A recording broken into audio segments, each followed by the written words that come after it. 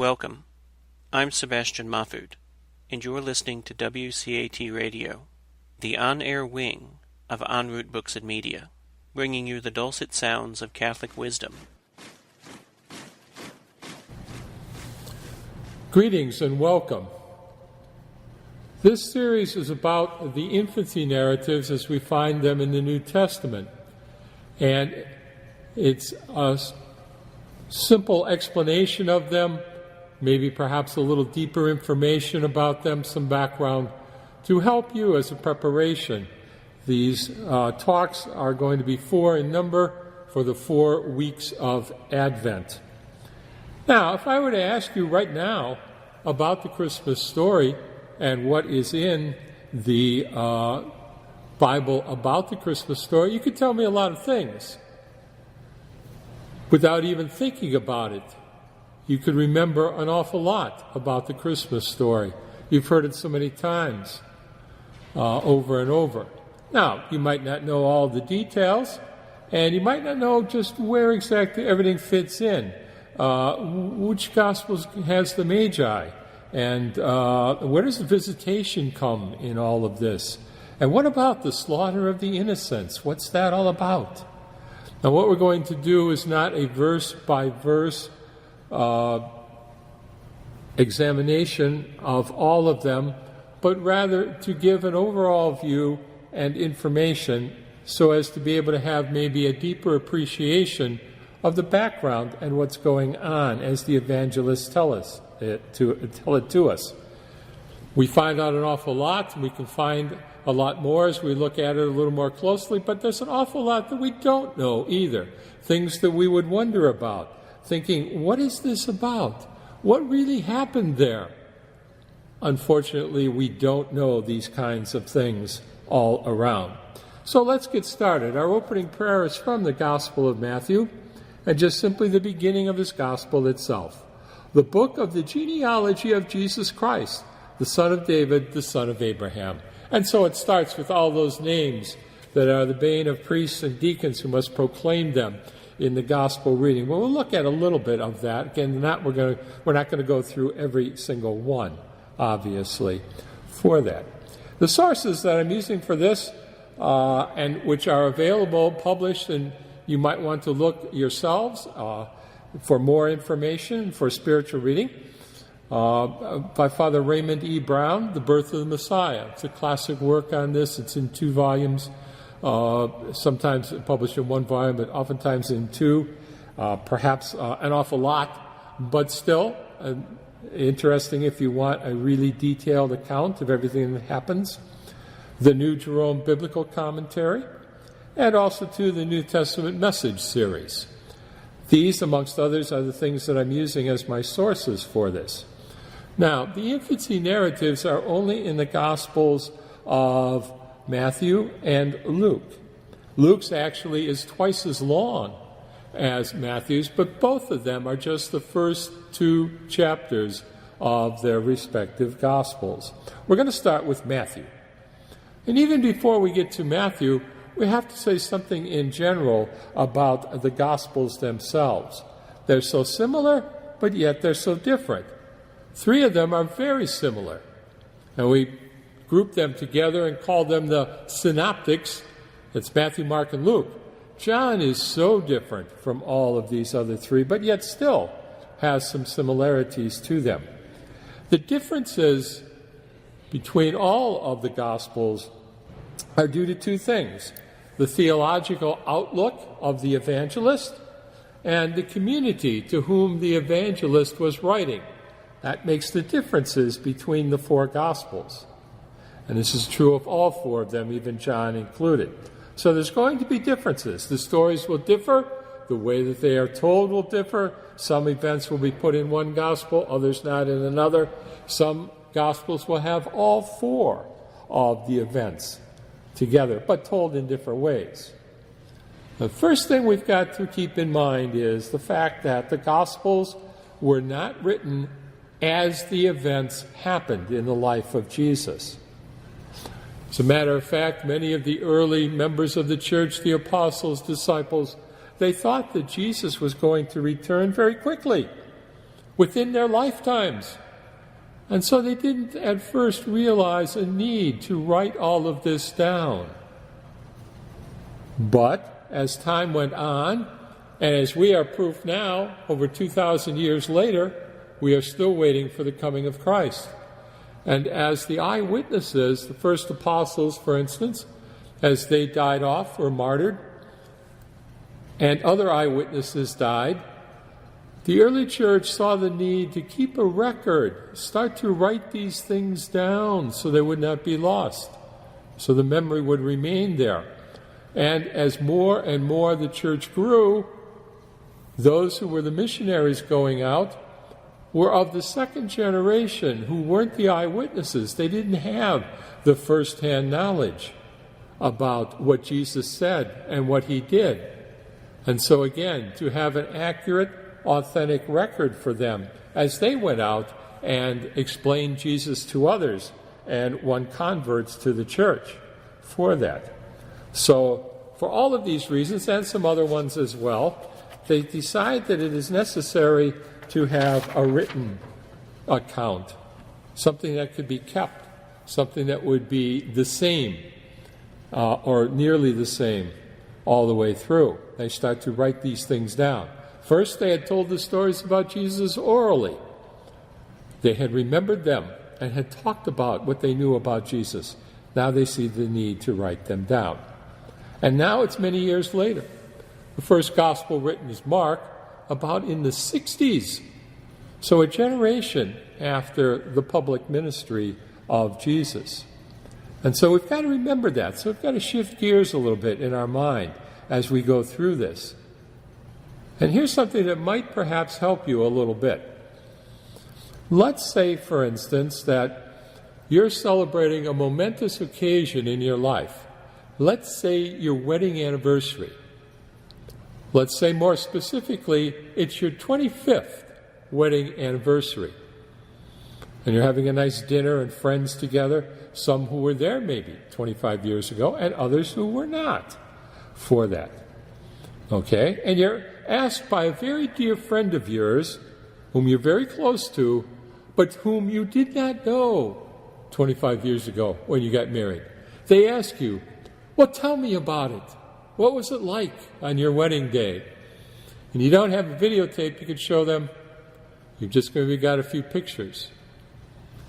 And also at that 25th wedding anniversary is your aunt, perhaps. And your aunt was there and saw it. And your aunt is asked, what was it like? What do you remember? How was that day?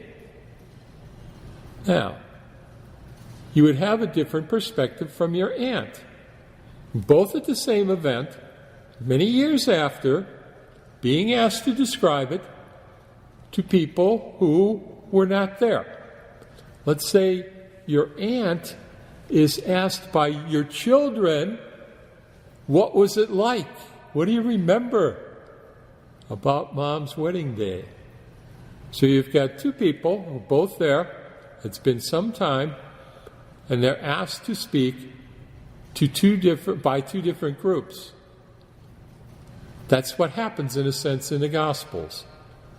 Different people with different backgrounds, some eyewitnesses, others even not, are writing about something from their own perspective of what they knew and learned, or what they heard from others, and they are telling it to different groups of people. They've been asked by different groups of people in that sense. So keep that as the perspective. Different outlooks, different reminiscences, different audiences. Such are the Gospels. All right? So the backgrounds and the experiences of the evangelists, the communities they wrote from and that they wrote to, will be influencing what they remember, what they write, what they listen to, and what they put down. Keep in mind all of this as we go through the Gospels. It's true for anything in the Gospels, the infancy narratives as well. And also, too, let's also shift gears a little bit and remember that even with all of our technology today, being able to film something, to record it or that, we still don't always get all of the details the same. You could have something that happened a few days ago, if it was some momentous event, and ask a group of people, what happened? And you would get changes and differences. Essentially the same, but differences as well, and those differences might be significant. And of course, we didn't have that kind of technology back in the days of the birth of our Lord. And remember, even with all of our technology today, we still don't get it totally accurate. So keep that in mind as well.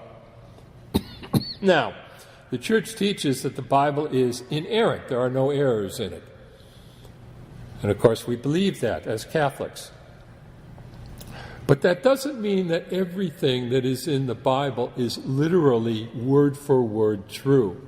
And some people have trouble, so I'm going to take some time to explain that as we begin through this. Let's use an example outside of the infancy narratives that's very clear. Let's use the creation stories. You go to the first chapter of Genesis, very beginning of the Bible, and you will have a story about the creation of the world, and it will be in 6 days, and God the Father rests on the seventh day. You go right to the next chapter, second chapter of Genesis, and you've got another story about creation, and it's different, and it's incompatible with that first one. What are you going to do?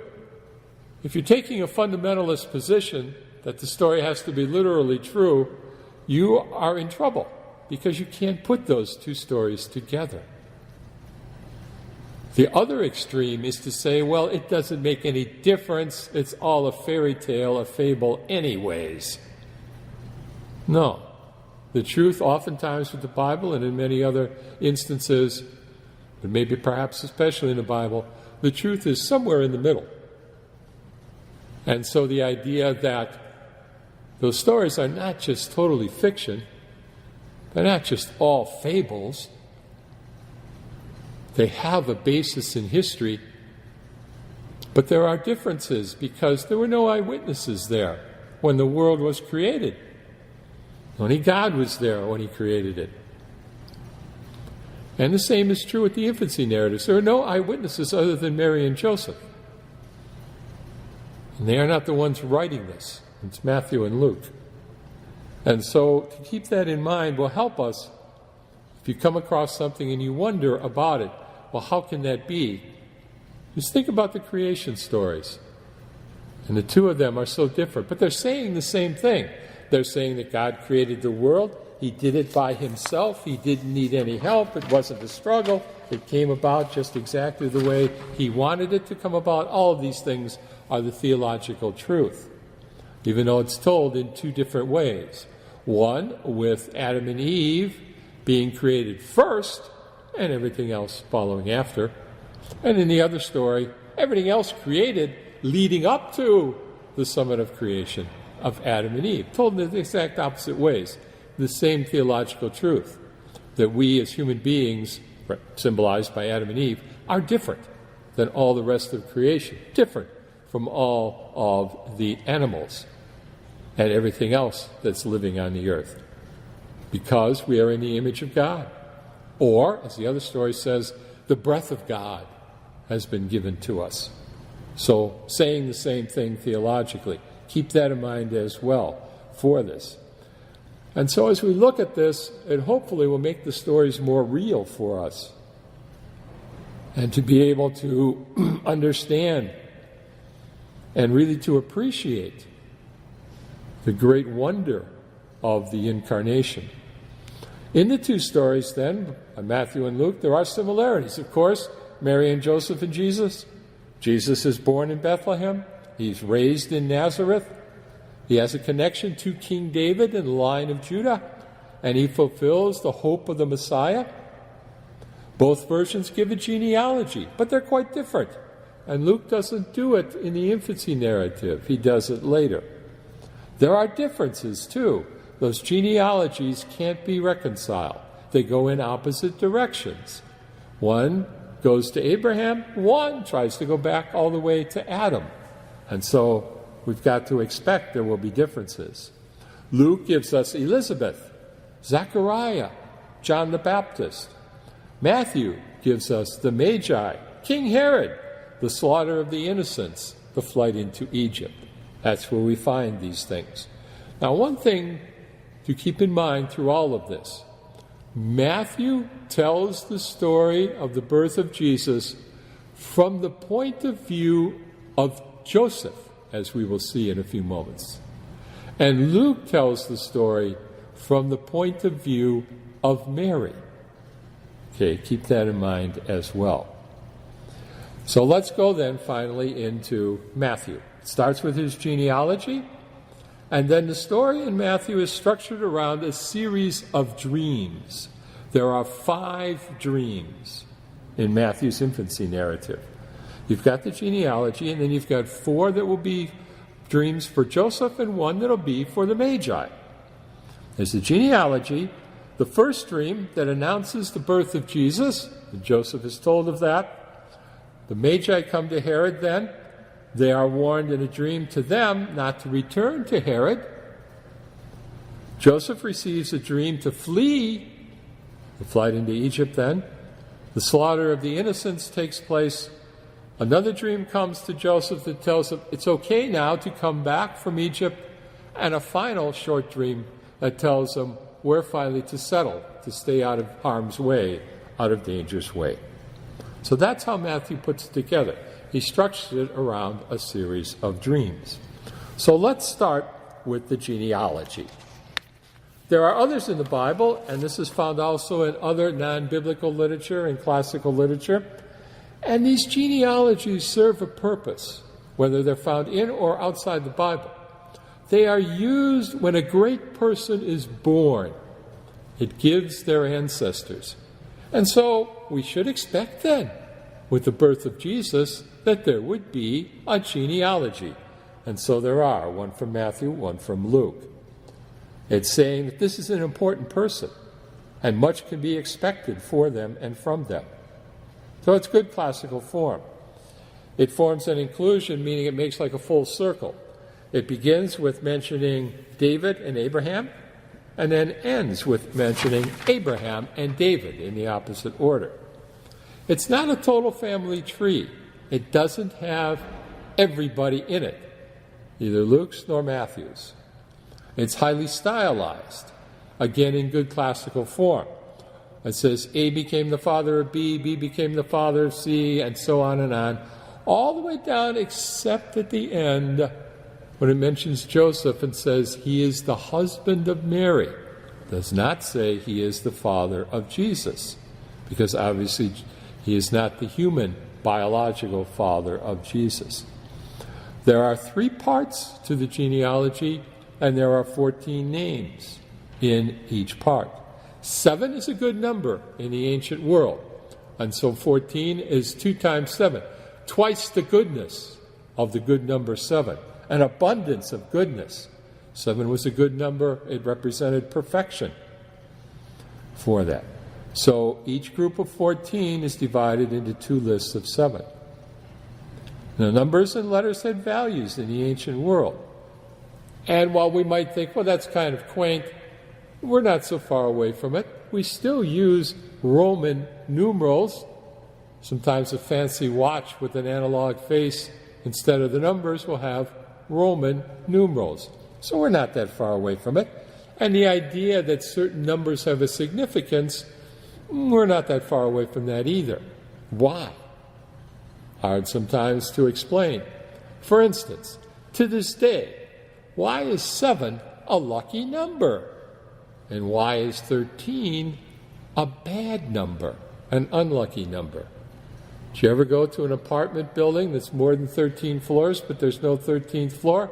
It skips, goes from 12, it goes up to 14. Why? But we still do it today. So a lot of buildings don't have a 13th floor. They do, but they don't call it that. Why? So the same thing here. 7 is a good number in the ancient world. The first group of 14 names in the genealogy are before the monarchy. It's the time of the great patriarchs. The middle 14 are the ones of the time of the monarchy.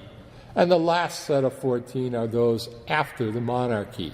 So Matthew has made choices here. It's not a complete family tree. Abraham is the father of all the Israelites, and through him all people, both Jew and Gentile, will be blessed. And so Matthew is reminding us that Jesus came for all people, for his own people, the Jewish people, and he is of the line of Judah within that in the Messiah, but he came to save everyone, Jew and Gentile alike. Matthew's community that he is writing to is made up of basically Christians who came to Christianity who had previously been Jewish. And so they would be very familiar with the Bible, their Bible, our Old Testament.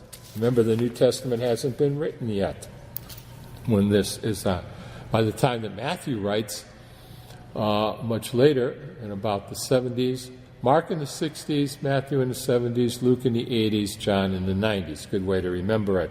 So some of Paul is written in the 50s and 60s, so some of it is still there, but a lot isn't. But his community would know the Old Testament, what's going to be known by us as the Old Testament for that. So he's including everyone, and he is picking those that he wants. It's, again, not a thorough list. And it's made up of heroes and rogues as well. It's an interesting list. But I'd like to point out that there are also 5 women who are mentioned in the genealogy by Matthew: Tamar, Rahab, Ruth, Bathsheba, and Mary. Now, what are the common elements? How do they find themselves to be in here for this? It seems that what they all have in common is the fact that their circumstances, and their missions, and their experiences were quite extraordinary. Some good, some bad for that. But Matthew reminds us, for instance, when he gets down to David, he mentions that David became the father of Solomon, whose mother had been the wife of Uriah. That's Bathsheba. He won't let us forget that tragic scene. Uriah was the wife of Bathsheba, and David wanted Bathsheba, and he got her pregnant, and he tried to cover that over, and he had Uriah murdered. The greatest of the kings is King David in the Old Testament, and he's a murderer. Matthew won't let that go. And while he doesn't mention her by name, it's undeniable who she is. His mother had been the wife of Uriah. Tamar is another tragic story as well. Ruth is a good story. Rahab, that story too, has difficulties but ends up well. So what's in common of all these things? The extraordinary circumstances leading down to Mary, whose situation is quite unique with the Annunciation and the coming of the angel that will turn her life totally in a different direction when she receives that greeting from the Archangel Gabriel. So all of them, their lives are all changed in different ways. But through that all, the will of God is carried out. God provides and God protects. And he will do that, of course, with Mary. And so she will have tragedy in her life as well, from the very beginning. And they have to flee to Egypt for their lives, because Herod is trying to kill the child Jesus. And of course, Mary will be at the foot of the cross as well. So all of them have extraordinary circumstances, but they are all able, and God is able through them to work his will. There's an old saying, God writes straight with crooked lines. And that's what he seems to be doing with all the people in this genealogy. So you've got the heroes and the saints, and you've got the rogues and the evil people as well for that. Now Luke's genealogy is longer. It has 77 names. 7, there it is again, 77. That good number. And he tries to trace Jesus back all the way to Adam. And of course you can't do that, in a sense, exactly perfectly. We just don't have the information. And they go in opposite directions, too. Matthew goes in one direction, Luke goes in the other. What Matthew is showing is that Jesus is part of the Jewish race. He is of the line of the descendants of the kings of Judah. He is the Messiah who will come from that line. Luke, on the other hand, going back all the way to Adam, is telling us that Jesus is not only God, but he is truly human and truly man as well. So he is of the human race as well. And so that's the point, the theological point, even though the details differ and they can't be reconciled for that. They're not complete, but they make theological points. So, Matthew now, in his, going back to this, he's trying to support his community. Remember, they are Christians who came from Judaism, and they're under a lot of pressure and persecution from their former Jewish synagogue brethren to come back to Judaism. And so he wants to show them that they, the Christians, made the right decision. So he shows often that Jesus is the fulfillment of Scripture, because his Christian community, his Jewish Christian community, would know the Scriptures well. And so of the three synoptics, Matthew, Mark, and Luke, it is Matthew who quotes the Old Testament the most and speaks of the fulfillment of Scripture for that. So I'm not going to read through all of that. All of those good Hebrew names, Jewish names that are there, they all have meaning for it, but that's the way the structure is put together around the number 7. And it's broken up into the 3 eras, before the kings, the patriarchs then, the time of the kings, and finally the time after the kings leading up to Jesus for that. All right, now, so then we start in verse 18 of the first chapter of Matthew, and we finally get into what you could say, the infancy narrative proper, although the genealogy is really a part of it, because again, it's announcing the birth of a great person by giving the genealogy. And so Matthew writes, now this is how the birth of Jesus Christ came about. When his mother Mary was betrothed to Joseph, but before they lived together, she was found with child through the Holy Spirit. All right, betrothed. She's engaged, but not yet living with Joseph. The process for marriage at that time in Jewish law was a 2-step process. The betrothal, or what we would call the engagement, and then the final coming together, the wedding. But there were differences as well. In Jewish law, the engagement, the betrothal, as it says in the word that's often used in the translations, was far more serious. Now, an engagement is serious, and if an engagement gets called off, it can be heartbreaking. I'm not denying that. But in Jewish law at that time, the engagement had certain legal ramifications. They were considered in Jewish law to be actually already married, even though they hadn't come to live together. So you will find very consistently from Matthew, knowing his Jewish Christian audience that would be well aware of these rules, it's very, very clear. He always refers to Joseph as the husband of Mary, and Mary is his wife from the very, very start. And so we have that here. Okay. And we don't know how long it could vary, how long it would be between the 2 steps, especially in a culture where there might have been arranged marriages at some times, and therefore, from a very young age, we just don't know what the time difference would be between the 2 stages for it. But they are considered to be married, so that if they were to break that off, there would have to be a legal divorce. Now let's go on and see what happens here. She was found to be with child through the Holy Spirit. All right, it's very clear Joseph is not the father of her child, the human biological father. Joseph, her husband, there it is again, her husband, all right, since he was a righteous man, yet unwilling to expose her to shame, decided to divorce her quietly. To divorce her. Did you ever wonder about that when you heard that or read it yourself? Divorce? It's exactly what it would be in Jewish law. It's an accurate translation of the Greek underneath this and of the Jewish understanding of it. Such was his intention. So he's going to do that. He could, as the translations sometimes say, expose her to the law, but he doesn't want to do that. Because, remember again, they're married. The presumption on the part of the Jewish authorities would be Mary had committed adultery. Adultery! Remember the woman caught in adultery and brought to Jesus.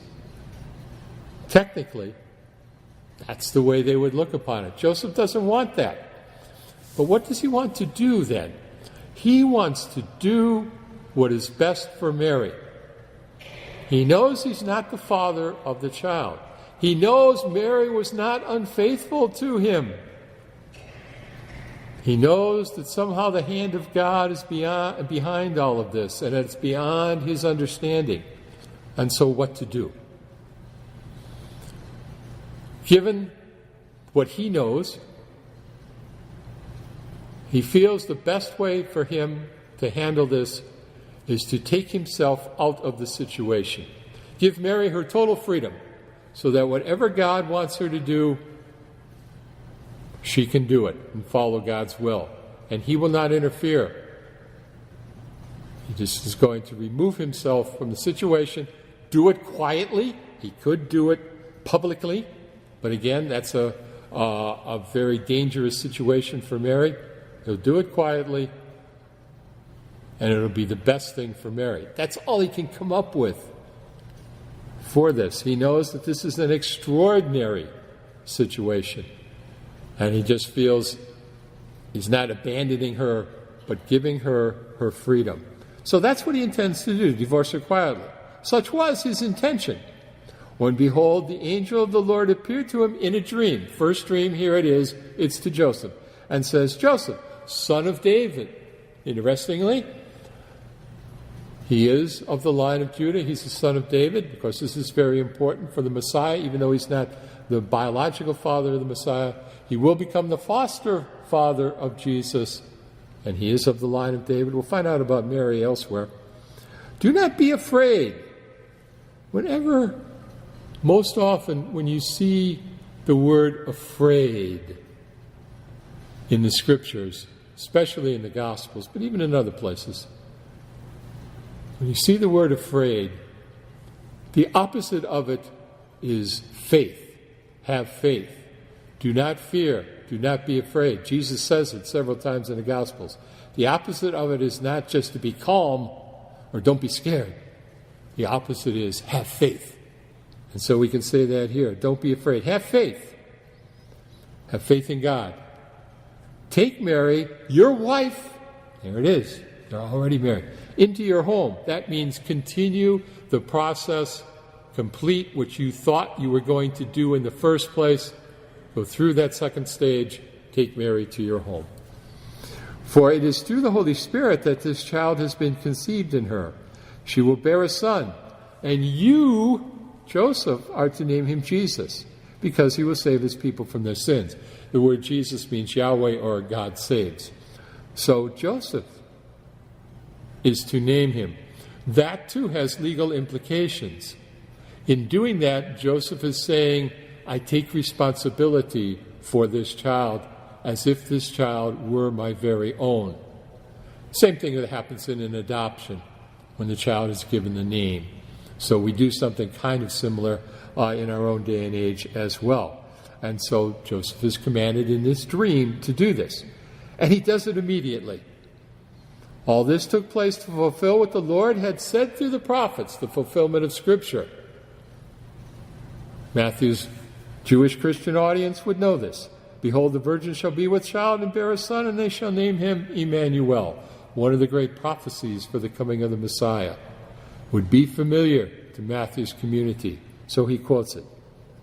Okay, Emmanuel means God is with us. So when Joseph awoke, he did as the angel of the Lord commanded him. No question, no doubt, don't let me think about it for a while. What exactly is this going to cost me? How's this going to work out? No. He immediately fulfills it. He has given us command. He is virtuous. He is righteous. He is obedient. He does it. He took his wife, there again, into his home. He had no relations with her until she bore a son, and he named him Jesus, which is exactly what the angel said you should do. You name him. Takes him an oath. And he had no relations with her. Okay. Now, people have looked at this who have a certain agenda, and they'll take a look and they'll say, well, hey, maybe there were brothers and sisters of Jesus after Jesus was born. Hey, Matthew, he didn't say there weren't. No, he doesn't say there weren't. But there weren't. The Church, of course, teaches the perpetual virginity of Mary. Matthew would agree with that. The issue is not what happened after the birth of Jesus. Matthew is dealing with enemies of the church at his time who were saying that Jesus was just merely human, and Joseph was his human biological father. So Matthew puts this in here in order to say, no, Joseph was not the biological father. That's the issue. That's as far as he takes it. I've often said, if he had any inkling of what was going to come after, he'd have said a lot more about this, but he doesn't. We'll see what Luke does with it as well when we get to Luke's infancy narrative for it. But the issue at hand was, what about Joseph? And he is not the biological father. And Mary, of course, is a perpetual virgin, as the church teaches and as we believe. So that's all that's being said there. So keep that in mind as a way to understand that and to clear up things, or when you meet people who will try to deny it or tell you something else for that. Now, another thing in the tradition that we just don't know is how old was Joseph. There is a tradition, a common belief, that he was quite elderly.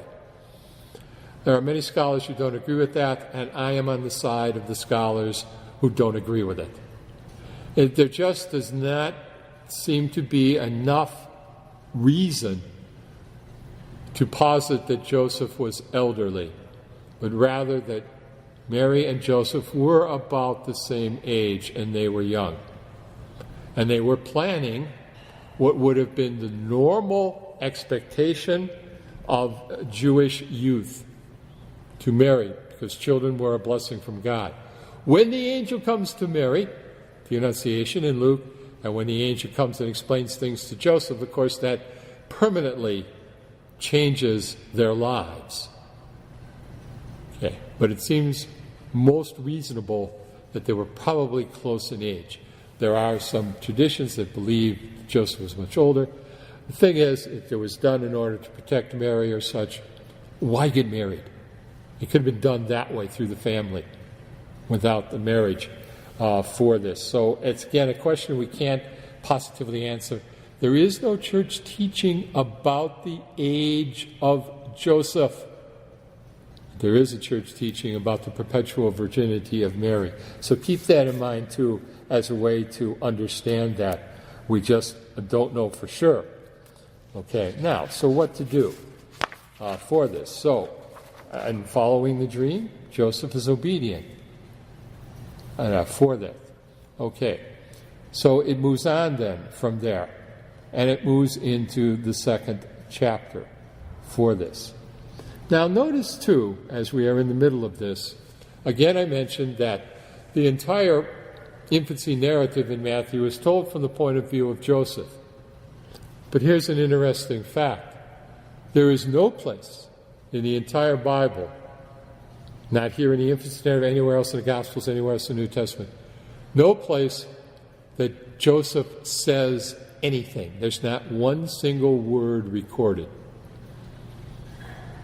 We find it all, though, by the dreams and by his actions. Joseph doesn't tell us anything in words, but he tells us volumes by what he does. He is that righteous man, and we see it in his actions. He doesn't hesitate. He doesn't question. He hears what the angel says, and he puts it into practice for them. So that it's interesting in that sense, just an interesting aspect about Joseph. No words are spoken at all. All right, now we move then to chapter 2. Actually, Matthew doesn't tell us anything about the birth itself. We go from this, where we have Matthew telling us at the end of chapter 1, verse 24 and 25, when Joseph awoke, he did as the angel of the Lord commanded him and took his wife Mary, took his wife into his home. He had no relations with her until she bore a son, and he named him Jesus. Okay. Chapter 2, then. When Jesus was born in Bethlehem, it's said in the past tense already. So we get more of the details from Luke. We'll have to wait for that. Okay. The Magi come upon the scene for them. So just simply to notice there, Jesus is born in Bethlehem of Judea. That's David's city. And so that's where the Messiah is to come from. That's where they're there. Why they are there, we'll find from Luke. Why they traveled to there. It wasn't the place that they lived. It was in the time of King Herod. Matthew mentions Herod. We'll get back to him in a moment. It's like a good writer. He gives a little clue. And also, too, Luke will do this even more. By positioning the time frame, he's emphasizing something momentous has happened. So he just simply says it's in the time of Herod. Luke will talk about who the emperor is and everything for this. So behold, Magi come from the east. Where from the east, we don't know. Tradition says Persia. And who are these Magi? Well, they're a combination. They're not kings themselves. Some people think they were kings. They weren't themselves kings, but they were counselors to kings. They were a mix of astrologers and astronomers. All right. They had this mixture of this for it. We don't know how many there were, and we don't know their names from the Bible. They were counselors to kings. They watched for omens in the sky. And sometimes they would go as far as Rome, not these particular ones, but others. We have evidence from Roman history of Magi, these astronomers, astrologers, getting all the way to Rome. So people say, oh, this never happened. There were no Magi. They couldn't get over there. No, they could go further than just over to the place of Bethlehem or into the Holy Land. So, again, an answer to those who would debate this for it. And because they were connected to kings, even though not kings themselves, they did have access to someone like Herod. They could get an audience with King Herod. And so they come there. And they come and arrive in Jerusalem, because that's where the king is, saying, "Where is the newborn king of the Jews? We saw his star at its rising, and have come to do him homage." When King Herod heard this, he was greatly troubled, and all Jerusalem with him. A little bit of exaggeration, perhaps, but it would have upset everybody in the kingly court, and Herod especially, because he's not expecting a successor, and he's certainly not looking for somebody to overthrow him. And there's a new king that's on the scene now. How did this happen?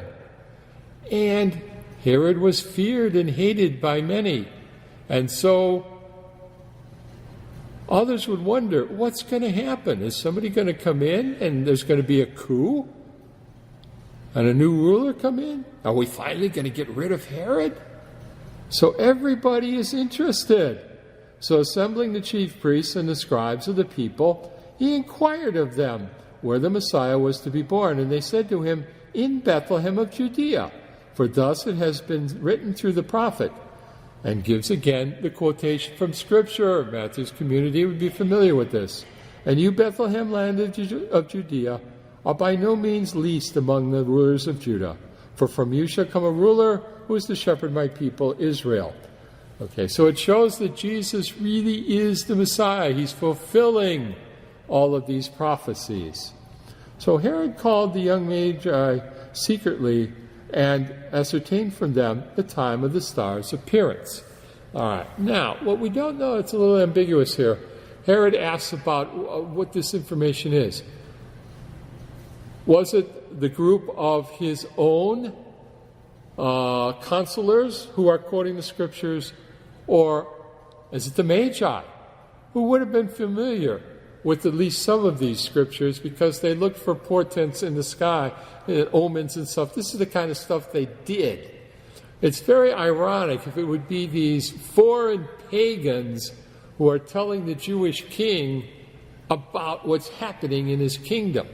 Or it could have been, depends how you want to look at that. And maybe Matthew left it purposely ambiguous. The evangelists do this on a number of occasions, so that it could be taken a number of different ways. It makes you stop and think for a while what's really going on here. But in any event, he's troubled about it, and he calls them secretly and talks to them. Nobody trusts anybody in Herod's court. He doesn't trust them, they don't trust him. So he talks to them privately, because they'd be very interested to find out who and when is all of this going to happen, who's it going to be, and such. So he finds out the time of the star's appearance. He sent them to Bethlehem and said, "Go and search diligently for the child. When you have found him, bring me word, that I may go and do him homage." Furthest thing from Herod's mind, to do him homage. He wants to kill his rival, his possible rival. Of course, the Magi, we don't know. What did they think about Herod? Did they trust him? Did they know his reputation? We're not sure. And so there's a lot you could think about there, the dynamic going back and forth. But certainly, Herod doesn't want the others of his own counselors to find out for this. So he gives them a story. He feigns interest in things. After their audience with the king, they set out, and behold, the star that they had seen at its rising preceded them until it came to the place where he was. All right, now a few things to go through there for this. To take a look. Let's back up for a minute for that. The Magi don't promise anything to Herod. They don't say, "Yeah, we'll be back. We'll be sure to be back," or anything on that. Again, they bring gifts, but these are symbolic, and that's where we get the idea of the three when they come here for this. They go also to, Matthew tells us, as we go on with this, the star of the scene preceded them, and it came and stopped over the place where the child was. And they were overjoyed at seeing the star. We'll get to that, come back to that in a moment. And then entering the house, they saw the child with Mary, his mother. At the house, and they see a child. In our crib scenes, people do it. You put the Magi right there at the manger. No. Mary and Joseph with the child Jesus did not stick around at the manger. They got out of there as soon as they could. And Matthew is accurate here. The Magi go to a house. Now, how long was it? We have no idea. Was it a little bit of time before they made the journey back? Till they saw that everything was okay, and Mary was healthy, and the child was healthy, or that they didn't stick around in the manger for that. All right, so they go back, and they see a child, not a newborn baby. So there's a little bit of things there. Now, when we celebrate the Feast of the Epiphany very closely after Christmas. We have no idea historically what might have been exactly happening there, or what the time frame may have been, or everything. So just that little bit of reality, a little bit of a dose of reality for this. Now, some people will do things where they have the kings at a different part of the room where the manger is, and they sort of move them a little bit each day towards the manger up until Epiphany. It's a little bit more accurate, perhaps, a little more realistic, but whatever, however you do it for that. Okay. They prostrated themselves up here, if you're following along, at about verse 11, and then into going into 12 then. And they opened their treasures and offered him gifts of gold, frankincense, and myrrh. That's where we get the idea that there were three of them. The names, Balthazar, Caspar, and Melchior, used in the very famous Christmas carol, and one of my favorites actually, and that's all later tradition. No names are given at all, no numbers are given in the scriptures itself for this. Okay. The Magi are serving a purpose theologically as well. They are a contrast to Herod.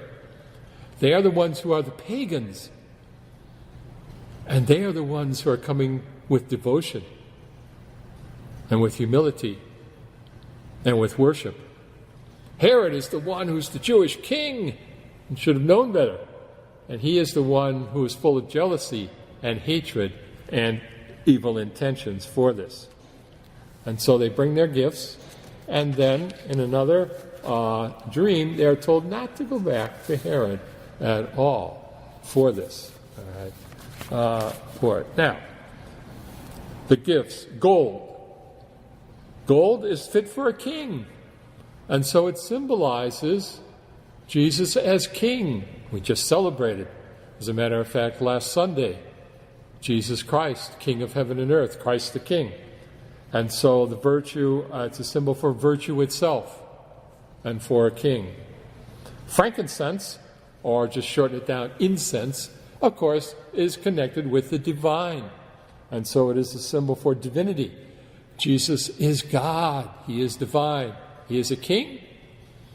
He is divine. And also it symbolizes prayer. We offer prayer and devotion to a king, and this king who is divine. And myrrh is the third gift that is brought by these magi. And myrrh is something that is used, and it will appear again, as a matter of fact, in the Passion narratives, in some of them. It's used as an ointment to prepare a body for burial. So myrrh will appear again at the end of the gospel, at least a couple of them, one of them at least. And it is a symbol for humanity. Jesus is truly human, he's truly man. He is king, he is God, and he is man. And he came to suffer for us. And so it symbolizes suffering for that. So they have another dream, and in that other dream they are told not to return. And in verse 12, and having been warned in a dream not to return to Herod, they departed for their country by another way. Okay, so whether or not they were a little bit suspicious of Herod or not, they find out for sure, and they go a different way. Okay, for that. Now a dream comes to Joseph, and this, of course, is to flee. When they had departed, behold, the angel of the Lord appeared to Joseph in a dream, and said, Arise, take the child and his mother, flee to Egypt, and stay there till I tell you. Herod is going to search for the child to destroy him. Joseph again does not hesitate, does it immediately, rose and took the child and his mother and by night and departed for Egypt. He stayed there until the death of Herod, that what the Lord had said through the prophet might be fulfilled. Out of Egypt I have called my son. For that. All right, a few things for this. Again, historically, we do not know what was going on there exactly for it. But they go to Egypt, and it doesn't have to be all the way down to Egypt, but it has to be in an area that is outside the influence and the reach of Herod. So it's got to be under the hegemony of Egypt, if not into the actual borders of Egypt itself, but it's got to be in an area that is under the control of Egypt, away from the control of Herod. So a little realism there for it. And interestingly, the prophecy that is fulfilled is out of Egypt. I have called my son. The prophecy is about the return, because that prophecy was used in connection with the escape out of Egypt at the Exodus. Jesus is, in a sense, reliving the history of his people. He's coming out of Egypt. So that's what the prophecy is concerned with for it. And again, a prophecy Matthew's community would know. Now, about this, this leads into then the slaughter of the innocents. And we need to see what's going on there. What are the possibilities? Verse 13 of the second chapter. When they had departed, behold, the angel of the Lord appeared to Joseph, says, take the child. All right, that he does. And then, in verse 16, when Herod realized that he had been deceived by the Magi, he became furious. He ordered the massacre of all the boys in Bethlehem and its vicinity, 2 years old and under, in accordance with the time he had ascertained from the Magi. Then was fulfilled what had been said through Jeremiah the prophet.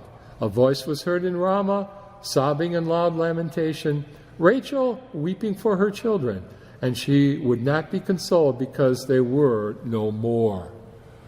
All right. Some have said this couldn't have happened. Impossible. This is all made up. It's all fiction. Wait a minute. Others have said it was an immense, thousands of children were slaughtered. That's probably not true either. Not realistic as well. All right. It is certainly possible. Same thing at the idea of the star. These are two things, actually three. The star, flight into Egypt, massacre of the innocents, that are oftentimes debated back and forth for this. And so we need to take a look at them where we've seen the star. I want to talk about that, about the flight, and about the massacre. So let's go back for a moment just about the star. What are the possibilities? There are a number of possibilities that have been brought forth. Some are more likely than others. The first is that it was a comet. Perhaps. But the problem is comets don't last long enough. Some have said it was even Halley's Comet, a number of years back. It was one of these, once in a long, long period of time, and long eons of time comes across. And that. It was kind of disappointing. I remember going out, I was teaching at a seminary, and we took the whole community out. We all looked at it, saw it go by. We thought, sometimes the space shuttle looked better. But at any rate, too, astronomers today can look back and say it doesn't fit the time period. That Halley's Comet was back around 1112 BC, too early. Others say it was a meteor. Problem is, too short a time. A meteor is a fast event. It's over. And with this was of some duration. The third says that it may have been a supernova, what we understand as a supernova. They would not have understood it, been able to explain it at that time, but they would have experienced this huge light in the sky. Probably not, though. But what it seems would be a possibility would be the congruence of three planets together, Saturn, Mars, and Jupiter. They can align at certain times. These would be events that people like the Magi would be tuned into. And they would cause a brightness in the sky, and it would last for some time, but not a long time. This is part of the problem here. We just don't know what the time frame is here for all of this with the Magi. And also, too, with one of those planets, Jupiter, it was associated, symbolized in the ancient world, with the birth of a great world ruler. And, of course, that is, Jesus, Christ our King. And so these things come together for it and that. So there's a lot of theology that's behind it. What is literally happening there we can't recover. But these are kinds of things that are here. So, the flight into Egypt, the idea of this massacre of the innocents and what is happening here, and then the actual slaughter of them. Okay. We don't have any corroboration outside of the Bible. There's nothing in other Jewish history that tells about it. There's nothing in the Roman history or that. That causes a problem. If this was such a huge event, there should have been some record of it somewhere else. However, it may not have been as large as some people imagine. Now, this King Herod had a relative, and many of the people in Herod's family were cruel. his relative, on the occasion of coming to the throne sometime later, executed 3,000 people that he thought might be his rivals. So cruelty on a huge scale was not unknown or unheard of by Herod's family, although this Herod is not one who did that much, but he could be cruel. We don't know how many people were involved, how many children. You can imagine that people would hide their children when word got out. And also, too, the soldiers who were tasked with the job to do this would not be all that enthusiastic to do it, and people could escape. It doesn't lessen the gravity of the crime, but for those reasons, perhaps it was not as many as some people imagine, and that's perhaps why, as well, that it doesn't find its way into non-biblical history for it. Also, too, why 2 years? Why 2 years? Well, we don't know that for sure. I agree with a number of scholars, and I have my own theory based upon their work, too. This is not totally original to me, but I'll share it with you. But with the caveat, it is my own theory. Again, some people have similar ones, too, so I'm not way out on my own on this. Take the situation. The Magi don't go back to Herod, and he's waiting for him. He told him, come back. They don't come back. Weeks pass. Months pass. More months pass. More months. He doesn't hear anything. Finally, sometime, it's going to dawn on Herod, they're not coming back. They've deceived him, as Matthew says, at least from Herod's point of view. What they've done is they protected the child Jesus, and perhaps unwittingly protected a lot of other children as well. But he tries to figure out now, when did they first see the star?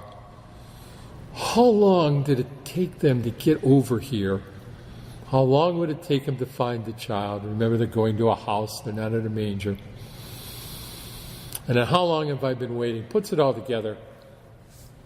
At the outside, this is my theory with it, he's going to figure a year would cover it. A year. Just a year. More than enough time to cover it.